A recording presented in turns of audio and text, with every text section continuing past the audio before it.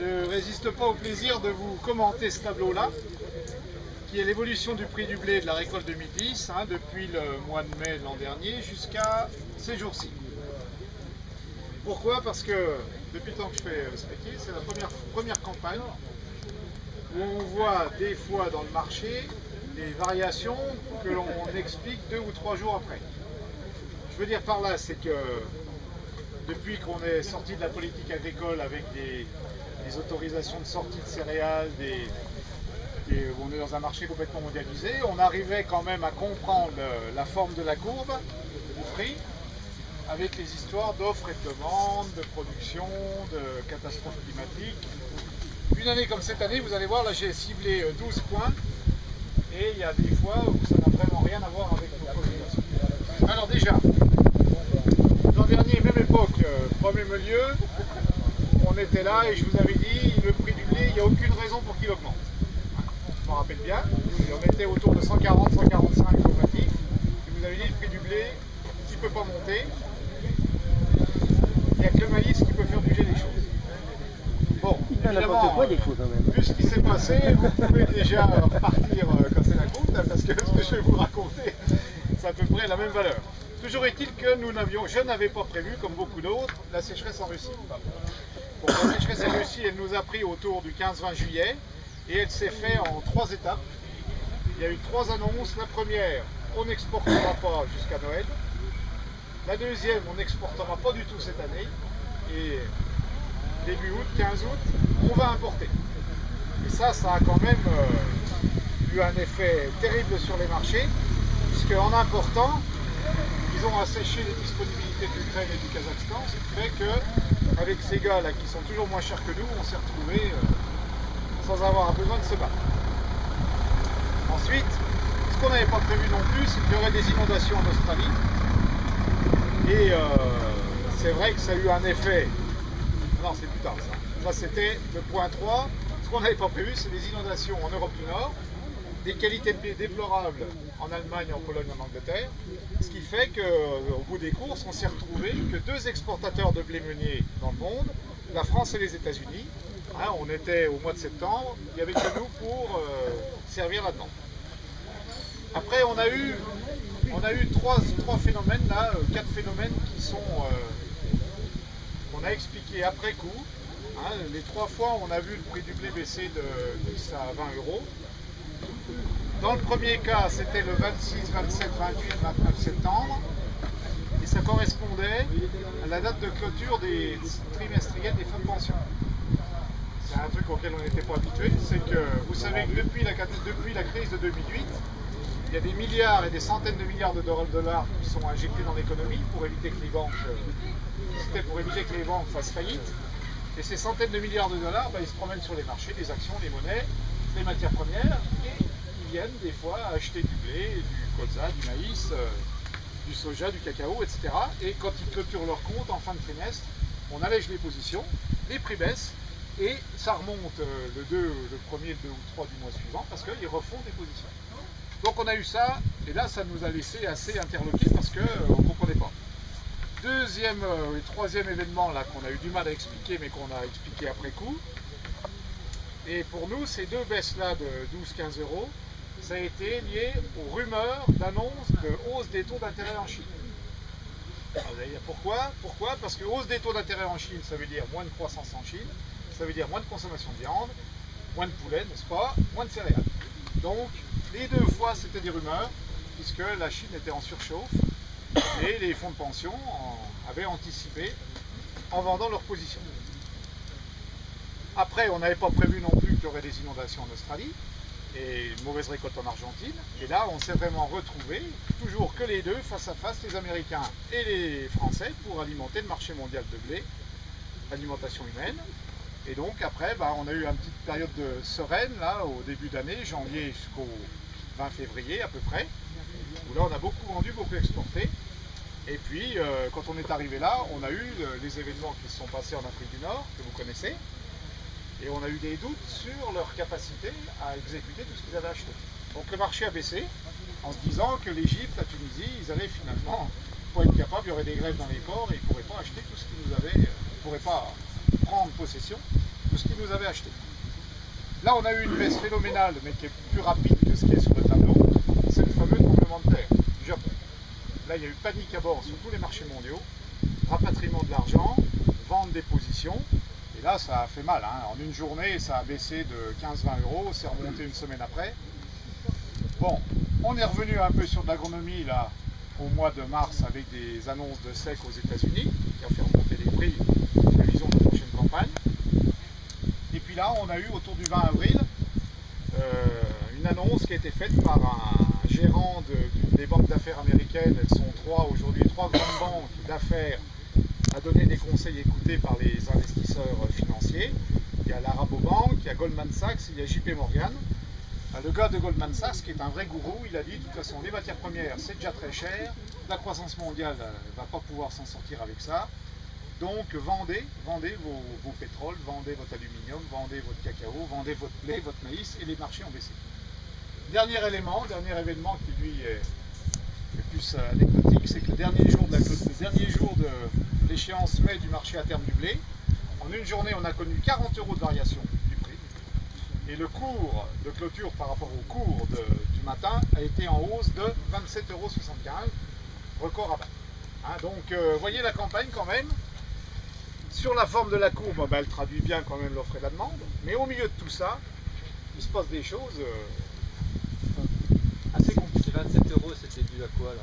Eh bien, le dernier jour de l'échéance, le but d'un marché interne, c'est jamais d'aller à la livraison. Mais tu peux quand même aller à la livraison. Et certains opérateurs, si par exemple tu es à Rouen, tu peux dire j'ai acheté du blé sur le marché interne et je vais en prendre livraison. Par contre, le gars qui a vendu du blé à Rouen, qui lui est peut-être à Londres ou à Genève ou à Odessa, je ne sais pas où, lui il n'a pas envie de se retrouver emmerdé à aller à faire une exécution de contrat, qualité, silo, machin. Donc finalement ceux qui avaient vendu, ils ont été obligés de racheter, et ceux qui avaient acheté, parce que c'est un jeu à somme nulle, hein, il y a autant d'acheteurs que de vendeurs, ils espéraient peut-être avoir livraison du produit. Ce qui fait que pour les inciter à revendre leur lot de matif, il a fallu payer cher. C'est pour ça qu'on vous conseille toujours, quand vous êtes sur des contrats matifs, de sortir tôt. Jusqu'à maintenant, jusqu'à cette année, on était le 15 du mois qui précède l'échéance. L'an prochain, le dernier jour du mois qui précède l'échéance. Et vous ne laissez pas embarquer les derniers jours, parce que là, ça peut être très gagnant ou très perdant. Alors, qu'est-ce qui s'est passé? Parce qu'il n'y a pas rien que du financier, il y a quand même heureusement des clients. La bonne nouvelle pour la France a été la place énorme qu'elle a prise. On a exporté 20 millions de tonnes de blé quand même, hein, sur une collecte de 34. Donc ça vous montre que ça représente les exportations de blé en France, hein, en termes d'Airbus, c'est phénoménal. La Méditerranée, énorme pour le marché français. Là, c'est les pays du Maghreb. Ces pays du Maghreb, ça représente 3% de la population mondiale, c'est 6% de la consommation de blé, et c'est 18% du commerce mondial du blé. Bon, ceux qui descendent à Fos, là, verront, il y aura des explications là, sur comment on s'est équipé pour être en face de ces gars-là qui sont, je vous rappelle, solvables, hein, avec une population jeune et des pays d'avenir. On en est tous conscients. Alors, au niveau du blé, qu'est-ce qui peut se passer l'an prochain? Déjà, là, ce petit tableau, on le remet chaque année. En vert, c'est la consommation. Les bâtonnets, c'est la production annuelle. Première remarque, c'est un marché positif. Hein. Il y a toujours de plus en plus de clients, vous voyez, depuis le début des années 2000. La consommation, elle augmente, et elle devrait continuer encore pendant un bon moment. Hein. Vous connaissez tous les prévisions de population mondiale. Deuxième remarque, les trois dernières campagnes, ça c'est récolte 2010, 2009, 2008, les trois dernières, c'est les plus grosses récoltes jamais engrangées. Hein, l'an dernier, c'était pas bon, mais c'était encore très bon, relativement à un historique. Troisième remarque, cette année, dans les bilans qui sont communiqués, là, on montre un équilibre production-consommation. Parce que 673 millions de tonnes de production aujourd'hui, à 30 millions de tonnes près, on ne sait pas où on est. Ça, c'est à peu près sûr. Mais la tendance, l'idée du marché, c'est que, en tout cas au 10 mai, on était à peu près dans un équilibre production-consommation. Les stocks, où est-ce qu'ils se trouvent? Ils se trouvent chez les exportateurs. Bon, là, on est à peu près sûr du compte. Ils se trouvent beaucoup en Chine. Là, on est sûr de rien. Il n'y a que les Chinois qui le savent et à mon avis, ils ne sont pas nombreux à le savoir.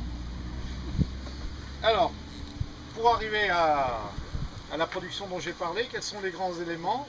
Vous voyez les chiffres en vert, c'est une augmentation par rapport à l'an dernier. Il faut se focaliser là-dessus. C'est un retour à la normale sur la Russie et sur l'Ukraine, Kazakhstan. Les infos qu'on a de gens qui sont allés là-bas, c'est que effectivement c'est pas mal. Ils sont un petit peu en retard de SMI de printemps, mais bon, c'est pas vilain. Il n'y a plus tout l'hiver, il y a même trop plu, ce qui retarde les derniers SMI. Et ce chiffre-là n'est pas aberrant. Bon, ce qui est plus aberrant, c'est celui-là. On pense tous que ça s'est gonflé. Hein. Aujourd'hui, il y a quand même un paquet de régions impactées, donc là on n'y sera pas. En Afrique du Nord, il n'y a plus. En Chine, on n'en sait rien, il a fait sec, mais eux, c'est le seul pays où, quand il y a des événements climatiques, la production ne baisse pas. C'est vraiment des pays très bien organisés, on va dire. Voilà, non mais le chiffre, il est donné par un gars. Hein. Un gars qui c'est des bons acheteurs. Alors, au niveau de...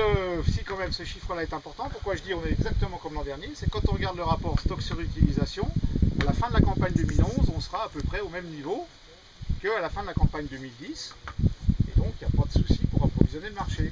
Hein, dès qu'on est au-dessus de 20% sur stock utilisation, il n'y a pas de problème, les clients n'ont pas de souci à se faire, il y a de la camionnette. Bon, l'an dernier on tenait exactement ce résultat. Alors résultat des courses, malgré cette relative sécurité d'approvisionnement, là vous retrouvez les prix du matif de mars à une année avant la récolte, hein. Là c'est des récoltes, puis là c'est la campagne. Donc sur les années 2007 en pointillé, 2008 c'est la jaune, 2009 abominable en vert, 2010 qu'on vient de voir, et 2011. Et vous voyez déjà que 2011 on démarre pas mal, hein, puisqu'on est à plus de 240 € sur l'échéance novembre. C'est l'échéance, le prix le plus élevé de ces 5 dernières années. Il faudrait que tu refasses ton tableau pour monter encore un peu plus haut. Oui, et n'empêche qu'en 2009, j'avais dit, ouais, faut qu'on arrête, faut qu'on se limite entre 200 et 100. Heureusement, il y a eu 2010. Hein. C'est vrai qu'on peut monter la courbe. Alors, regardons ce qui peut impacter peut-être le plus, hormis catastrophe en Europe de l'Ouest, qui est pas sûr quand même, hein, espérons-le. Le maïs, lui, vous voyez, pareil, la consommation qui monte, qui n'arrête pas de monter. Et là, par contre, une production inférieure à la consommation. Ça fera la 3e année de suite. Résultat des courses, les stocks baissent. Et on se retrouve en maïs avec quelque chose qui est assez fin. Puisque quand on regarde le rapport stock sur utilisation, on est à 15%, ce qui est très très bas. Et on est surtout à ce chiffre-là avec une production, encore une fois, record aux États-Unis. Alors qu'on sait bien qu'aux États-Unis, ils sont en retard pour les SMI. Au nord, c'est trop humide. Et puis au sud, c'est trop sec. Bon, le maïs, il est entre les deux. Donc il y a des États qui sont normaux, puis il y a des gros États quand même qui sont très très en retard. Et c'est aux États-Unis, c'est comme chez nous, quand tu sèmes tard, généralement c'est moins productif. Bon, les autres pays, qu'est-ce qu'on peut dire? L'Europe, 4 millions de tonnes de plus. Moi, j'en ai aucune idée. Bon, je l'ai déjà dit tout à l'heure. Là où on en est aujourd'hui, c'est soit un scénario à la 2007, soit à la 2003. Si c'est à la 2007, je vous rappelle qu'il a plu sans arrêt juin, juillet, août. Et qu'on a fait record absolu, 113 quintaux hectares de maïs sur la côte. On a fait mieux qu'en Alsace.